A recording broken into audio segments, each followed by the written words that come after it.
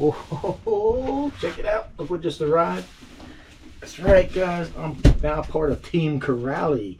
And we got Razor RC to thank for this.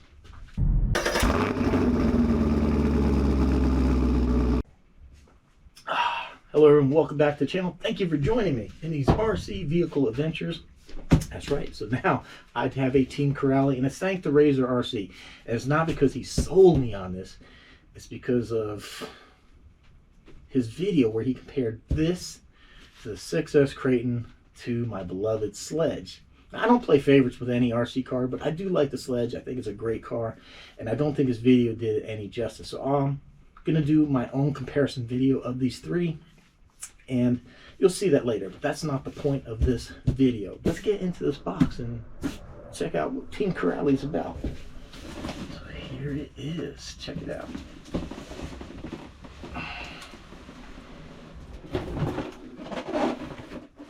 So you got your remote all boxed up. You've got your manual, got some swag we'll look at here in a minute. And nice, the car is completely together. I like that. I like that when they're together. Ooh, look at that. It's got some pretty good weight to her. All right, quick look what was in the box. So you had a bind plug. I've already put that up. And there's an antenna tube to put into the receiver and a cap. I've already got that in the car. You'll see it here shortly. So you have a transmitter and key strap, which is interesting because there's no place on here for it. But I could probably use that on my plane remote. I was thinking about getting one. And you get a Team Corrali keychain. Now this, like I said, I purchased this through a retailer. So this is what you would get. This isn't like a special influencer thing. Instruction manual for the remote, instruction manual for the ESC. Now what I find interesting here is this says it's 185 amps, right? Let's look at the box real quick. So when we look at the box, it says 150 amp continuous. It actually says 2 to 6S LiPo, so that's interesting. I've not seen that. HVDC programmable. Yeah, 2 to 6S, huh? I missed that where it does say the motor is 4 to 6S. Huh, interesting. I just mentioned that because everybody says it's 185 amps. So I'm kind of curious now, what are all ESCs rated at a continuous and a max current? Because this is the first time I've come across that. And anyhow, you got your instruction manual right here. It's pretty nicely laid out. I'm going to give you some tips for like setting your gears, working on shocks. Got a really great parts list. Everything, it's really nicely done. And Team Corrali's got some great resources for you online via their YouTube channel and the website. And then here's the remote. Just my first impressions is that it just feels a little weird on these holes right here. But other than that, I mean, it feels balanced. It doesn't, you know, everything like that, the trigger and all that feels okay. These holes to me feel weird. And what I don't like is that your on-off button is underneath here. So that every time you gotta turn this on, you gotta go here. So it's just like any other remote. You get your steering and throttle trim, and then you have a dual rate, which is nice. It's nice to have that. Some remotes don't. And then you get your switches here for reversing your servo. I did notice for some reason it has a charging port here, but I don't see anything here in the battery tray where I'm not sure if that removes, pops out, or what. But I don't see anything in the owner's manual that states that this can charge by putting some kind of pack in here. So I don't know.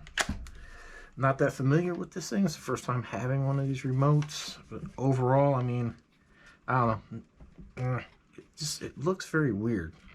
It just looks like a kid's remote. I don't know. But, all right, guys, let's get the car on the bench. I'm not going to go through all the specs. I'll leave a link down below to the Corrali website. You can look it up, and I'm pretty sure if you've seen my video, you've seen a lot of videos on this. So I'm pretty sure you're aware of all the neat stuff that this car has. So I'll just touch on a couple of things that I like and dislike, my first impressions of of the car. And I do want to say, out of full transparency, yesterday I was working on the car. I noticed oil in the front and the rear. I pulled all 3 diffs. They were low on fluid. I had to top them off. I contacted my rep, and he said it's an occasional problem that would happen sometimes during shipping. The pressurization, whatever, pushes the fluid out. And what blows me away is they would have just sent me a whole new car. It can't be driven. He said if I haven't driven a car, they'll send me a new car, but I had already fixed the problem, and then I had already cut the battery connectors off. So this comes with XT90s, a pair for running 2 batteries. I don't have that. Everything I have is like IC5, so but it just blows me away that they would have sent me a car. But anyhow, real quick, I love the color on here. It comes red, green, and blue.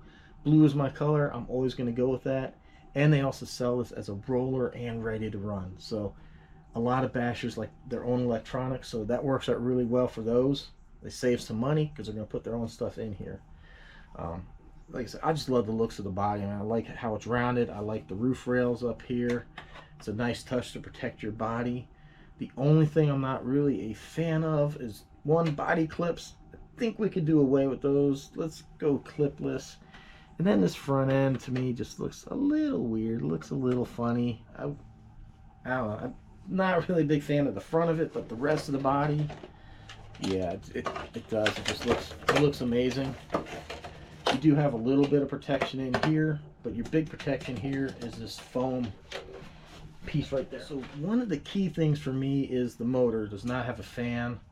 To me, I think it's just cheap insurance. I would like to see a fan on there. And then number 2, the ESC, and I verified this. It's in the owner's manual. Thermal protection for the motor is permanently disabled, and I don't know why. If you would permanently turn it off.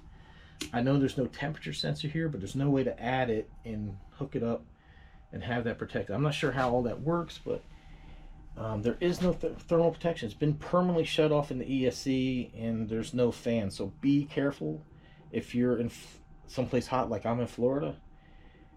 You can get this thing hot and do some damage. So I would like to see a fan and have that thermal turn on. I would like to see telemetry too, and I told my rep that some of my other cars I can see either through Bluetooth or the built-in screen. I can see ESC, motor temps, battery voltages, things like that. It comes in handy, especially if your car starts acting weird. You want to know, are you in thermal protection? Are your battery cutting out? What's going on? So that really helps. The power button, I haven't really seen anybody talk about this. I really like the way it's secured. It's in there nice, but the best thing is you can reach it with the body on the car. I really, really like and appreciate that. So, and another thing that's really interesting, this car here, you got this copper looking pieces here on the outdrives. It's what they call a spring steel. It's like a hard steel. See right there? A hard steel that's supposed to spring back. It's supposed to have a memory, so if you bend it or twist it some kind of way, it's supposed to be able to kind of go back to its original shape. So that's kind of interesting. This is the only company I've seen use that. You know, we got nice front and rear anti-sway bars. These shock towers, just looking at them, absolutely massively thick. Same thing with the hinge pin braces down here.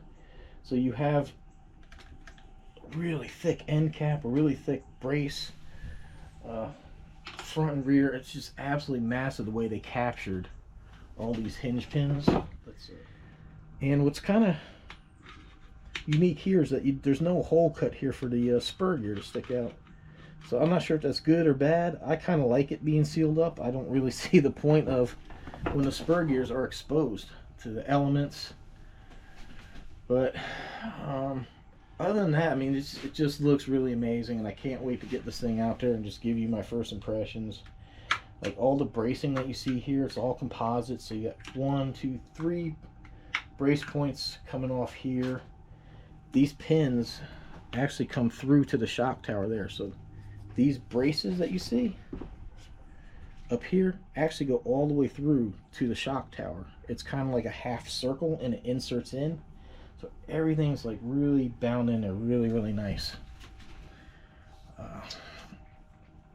I really dig the shocks too. There is a lot of adjustment, like right here. There's so much adjustment to that. Oh, and one other thing I'll just touch on real quick before we go out for a drive. The receiver box is not waterproof at all, so if you plan on getting this thing wet, you might want to look to add some silicone or something like that to there. Like I said, I'm pretty sure everybody knows that the CNC machine bevel gears, the aluminum center diff right here, it looks really pretty. It was really nice when I opened it up. All the gears look really nice. And you know, just extra little things like these little metal inserts, top and bottom, where the screws go through to kind of support the plastic. It's just a really nice touch that they do here. Like you can see, all this metal that they add into there. So, push your limits. Engineered to be the fastest. Team Corrali. Let's go bash this beast.